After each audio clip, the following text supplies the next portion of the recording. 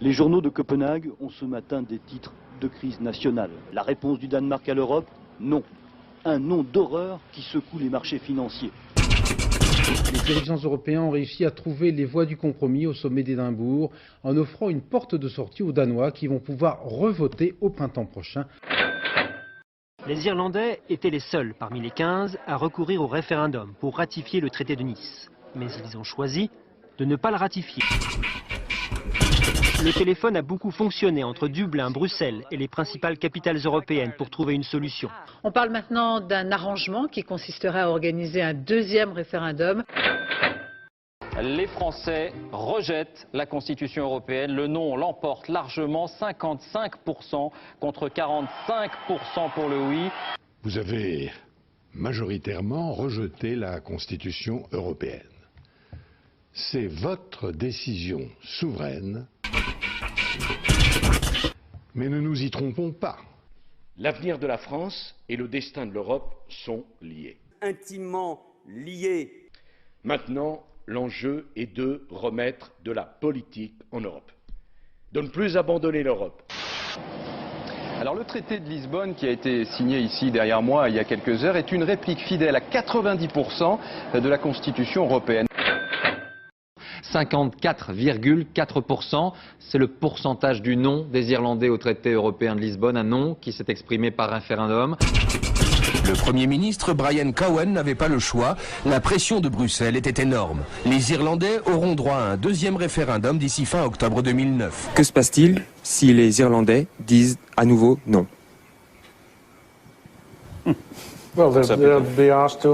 Eh bien, on leur reposera la question une troisième fois, jusqu'à ce qu'ils disent oui. Non, mais c'est ça le problème.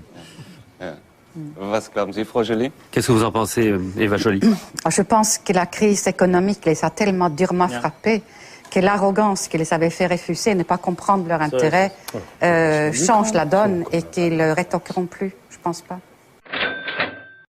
Ce soir, avec ce non sorti des urnes, la Grèce impose à la zone euro un saut dans l'inconnu.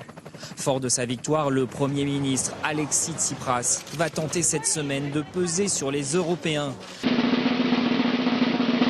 Mais ce n'est pas fini, puisqu'on l'a dit, le gouvernement grec devrait annoncer dans 48 heures une nouvelle série de mesures d'austérité. Il faut que ce soit sérieux, que ce soit grave, pour éviter après la contamination, pour pas que ce soit un épisode en quelque sorte qui n'emporte aucune conséquence. Moi je fais partie des gens qui poussent à fond pour que ça soit dur, c'est parce que il faut qu'on voit ce que c'est. Il faut prendre au sérieux. Voilà. Moi, ils ont voulu sortir, mais on va respecter leur vote, mais jusqu'au bout. Ils vont le bouffer jusqu'au bout. Ils vont le bouffer jusqu'au bout. L'expérience a montré qu'interroger un pays sur des sujets extrêmement compliqués, on l'a vu au moment du traité constitutionnel, aboutit à une inconscience collective.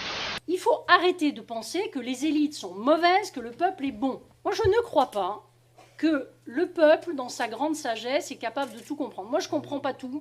Il faudrait interdire les référendums. Le référendum a été mis à la poubelle. Tous ceux qui, dont j'ai le privilège d'avoir fait partie, ont tenu la plume pour écrire les premières versions du traité de Maastricht, on s'est bien engagé, a fait en sorte que sortir ne soit pas possible. On a soigneusement oublié d'écrire l'article qui permet de sortir. C'était pas très démocratique, évidemment, mais c'était une grande garantie pour rendre les choses plus difficiles, pour nous forcer d'avancer.